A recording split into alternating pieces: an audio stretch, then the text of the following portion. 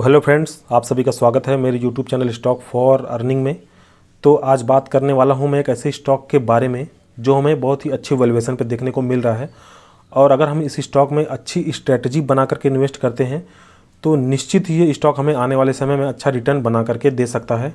इस स्टॉक के बारे में डिस्कस करने से पहले मैं आप लोग को बताना चाहता हूँ कि मैं अपने इस चैनल पर उन्हीं स्टॉक के बारे में बात करता हूँ जो अभी हमें अच्छे वैल्यूएशन पे मिल रहे हों, और अगर हम अभी उन स्टॉक में इन्वेस्ट करते हैं तो वो कम समय में हमें अच्छा रिटर्न बना करके दे सके। मैं ऐसे ही स्टॉक के बारे में डिस्कस करता हूँ। वो स्टॉक जो रिटर्न दे चुके हैं मैं उनके बारे में डिस्कस नहीं करता हूँ। तो चलिए हम अपनी आज के स्टॉक के बारे में डिस्कस कर लेते हैं और इसके फंडामेंटल देख लेते हैं। देखिए, फंडामेंटल एनालिसिस करना इसलिए ज़रूरी होता है क्योंकि हमें वहाँ से एक आइडिया मिलता है कि कंपनी अभी अपने जिस प्राइस पर ट्रेड कर रही है क्या वो सही वैल्यूएशन पे हमें मिल रही है या फिर अभी हमें कुछ दिन वेट करना चाहिए। तो आखिर मैं इस स्टॉक को क्यों कह रहा हूँ कि ये हमें इतनी अंडर वैल्यूड कंडीशन पे मिल रहा है। तो आइए हम इसके कुछ पैरामीटर देख लेते हैं, यहाँ से हमें पता चल जाएगा। तो देखिए, कंपनी का मार्केट कैप जहाँ हम देखते हैं 4,500 करोड़ का है, वहीं अगर हम देखते हैं तो कंपनी के पास 1,500 करोड़ के रिजर्व है। मतलब कंपनी का जितना मार्केट कैप है उसका 30% इनके पास रिजर्व पड़ा हुआ है। इसकी इंट्रिंसिक वैल्यू आप देखते हो तो आप देख सकते हो 1,229 रुपये चल रही है। और वहीं उसके अगेंस्ट में देखते हो तो इसका करंट प्राइस मात्र अभी 614 रुपये, मतलब उसके आधे पर ये अभी ट्रेड कर रहा है। और इसका हम पैग रेशियो भी देखते हैं तो आप देख सकते हो 0.52 का, मतलब यहाँ से भी हम देखते हैं तो कंपनी का जो करंट प्राइस है वो अपने आधे पर ट्रेड कर रहा है। और अगर हम इसका इंडस्ट्री पी भी देखते हैं तो देखिए वो 23 का है, और उसके अगेंस्ट में हम इसका देखते हैं तो इस कंपनी का ही पी अभी मात्र 13.2 पे ट्रेड कर रहा है। मतलब ये अपने इंडस्ट्री पी से भी अपने आधे वैल्यूएशन पे ट्रेड कर रहा है। तो इन तीन चीज़ों को देख करके हमें कंफर्म हो जाता है कि ये अभी कंपनी हमें सस्ते भाव पे मिल रही है। और अगर हम इसके और भी रेशियोज देखते हैं तो इसका आप देखते हो ROC और ROE ये भी 20 से ज़्यादा है। इसका आप देख सकते हो डेब्ट टू इक्विटी भी वो 0 है। तो और इसका भी इंटरेस्ट कवरेज रेशियो भी देखिए 668, मतलब हर तरह से कंपनी हमें ये परफेक्ट वैल्यूएशन पे मिल रही है। अगर इसके क्वार्टर रिजल्ट की बात करें तो कंपनी ने हर क्वार्टर में अपने सेल्स को इंक्रीज़ किया है। और वहीं अगर हम इसका नेट प्रॉफिट और EPS देखते हैं तो वो भी लगातार हर क्वार्टर में बढ़ता ही जा रहा है। तो एक तरह से ये इस कंपनी के लिए पॉजिटिव सिग्नल है। और अगर हम इसके आने वाले वैल्यूएशन को अगर हमें निकालना है, इसका जो ट्रेलिंग 12 मंथ का जो EPS है उसको हम कैलकुलेट करना चाहें तो हमें कंपनी के जो पिछले 4 क्वार्टर के रिजल्ट हैं हमें उन्हें काउंट करना पड़ेगा। तो हम इसका अगला जो ट्रेलिंग 12 मंथ का जो EPS है उसको निकाल सकते हैं। वहाँ से हम कंपनी का वैल्यूएशन डिसाइड कर सकते हैं कि अगले आने वाले क्वार्टर में अगर कंपनी अच्छा परफॉर्म करती है तो वहाँ पर कंपनी का जो है प्राइस कहाँ तक जा सकता है। तो चलिए इसका वैल्यूएशन भी निकाल लेते हैं। तो वैल्यूएशन निकालने के लिए हमें याद रखना है कि कंपनी का जो स्टॉक पी है वो 13 का चल रहा है और इसका जो करंट EPS है वो 46.57 का चल रहा है। इसका वैल्यूएशन निकालने के लिए हमें पिछले 4 क्वार्टर को काउंट करना पड़ता है तो हमें ट्रेलिंग 12 मंथ का EPS मिलता है। लेकिन अब यहाँ पर चौथा जो मार्च 2023 का जो रिज़ल्ट आने वाला है तो हम उसके हिसाब से इसका वैल्यूएशन निकालते हैं। तो उसके हिसाब से इसकी वैल्यूएशन निकालने के लिए हमने इसके जो पिछले 3 क्वार्टर के जो EPS हैं उसको हमने यहाँ पर लिख लिया है।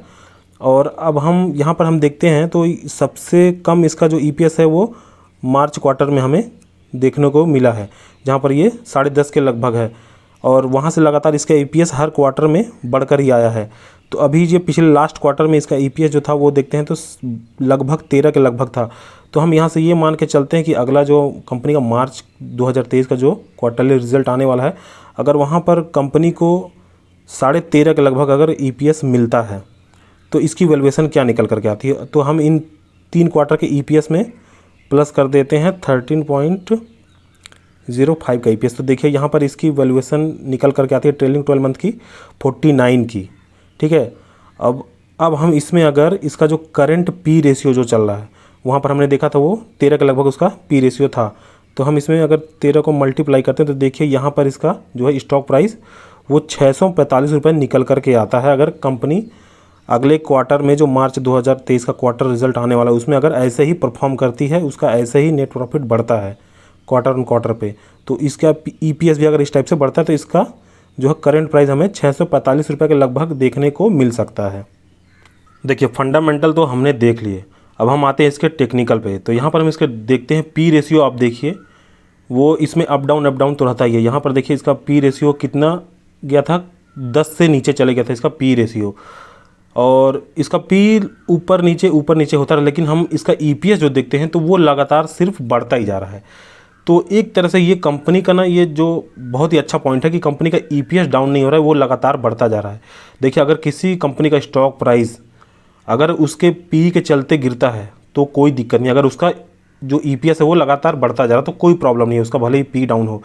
और देखिए जब इसका जो पी रेशियो है वो बढ़ता है तो वहीं पर आप देखोगे इस कंपनी का प्राइस। देखिए यहाँ पर हम देखते हैं जो इसका पी रेशियो है जो कितना था, यहाँ पर जब 20 पे गया था तो यहाँ पर देखिए इसका स्टॉक प्राइस जो है वो भी बढ़ा होगा। देखिए यहाँ पर इसका स्टॉक प्राइस भी बढ़ा हुआ था, और वैसे ही जब इसका जो पी बढ़ता है तो इसका स्टॉक प्राइस भी बढ़ता है। मतलब ये कंपनी जो है इसका स्टॉक प्राइस सिर्फ इसके पी रेशियो के कारण गिरा हुआ है। और इसका पी रेशियो जो हम देखते हैं तो अभी ये अपने निचले लेवल पे आ चुका है, और जब भी ये अपने यहाँ पर निचले लेवल पे आता है तो वहाँ से फिर इसमें एक प्रकार का जंप हमें देखने को मिलता है। तो अभी जो इसका पी रेशियो जो चल रहा है हमने देखा है वो 12-13 के लगभग चल रहा है। तो अगर यहाँ से जो इसका पी रेशियो बढ़ता है तो इसका स्टॉक प्राइस हमें बहुत तेज़ी से बढ़ने देखने को मिलेगा। वो अचानक से बढ़ेगा, पता ही नहीं चलेगा, कुछ दिनों में ही वो मतलब अच्छे खासे वैल्यू पे वो पहुंच जाएगा, क्योंकि स्टॉक हमें पूरी तरीके से अंडर वैल्यूड कंडीशन पे देखने को मिल रहा है। और इसके चार्ट पर अगर हम इसका सपोर्ट देखते हैं तो सपोर्ट इसका ये जो 600 रुपये का जो रेंज है यही इसका एक सपोर्ट निकल करके आता है।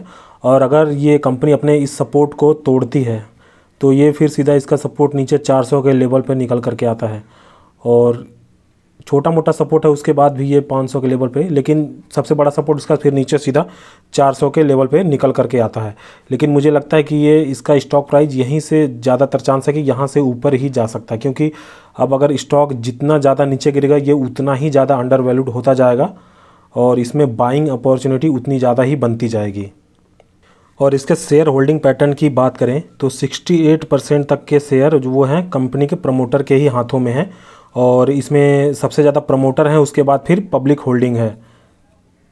स्टॉक का नाम है कैप्लिन पॉइंट लेबोरेटरी लिमिटेड, और ये एक फार्मा सेक्टर की कंपनी है जो यूएसए, अफ्रीका, अमेरिका और ऐसे कई जगहों पर अपना बिजनेस करती है। कंपनी के 4000 से ज़्यादा प्रोडक्ट रजिस्टर्ड हैं और 650 फॉर्मूलेंस एंड और भी कई तरह के ये प्रोडक्ट बनाती है।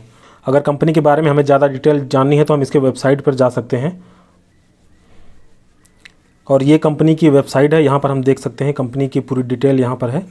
कंपनी के बारे में हमसे हर चीज़ जान सकते हैं, मैन्युफैक्चरिंग एंड एक्सपोर्ट ये सब वगैरह सब चीज़ डिटेल दी गई है इस कंपनी के बारे में। तो देखिए इस स्टॉक को लेकर मेरी कोई बाय या सेल की रिकमेंडेशन नहीं है, बस मैंने अपने ही जो मेरे पास जो नॉलेज है मैंने उसी को शेयर किया है, और बाकी ख़रीदना या बेचना आपके ऊपर डिसाइड करता है कि आपको क्या करना है। तो आई होप आपको ये वीडियो अच्छी लगी हो। अगर अच्छी लगी है तो प्लीज़ वीडियो को लाइक करें, चैनल को सब्सक्राइब करें। धन्यवाद।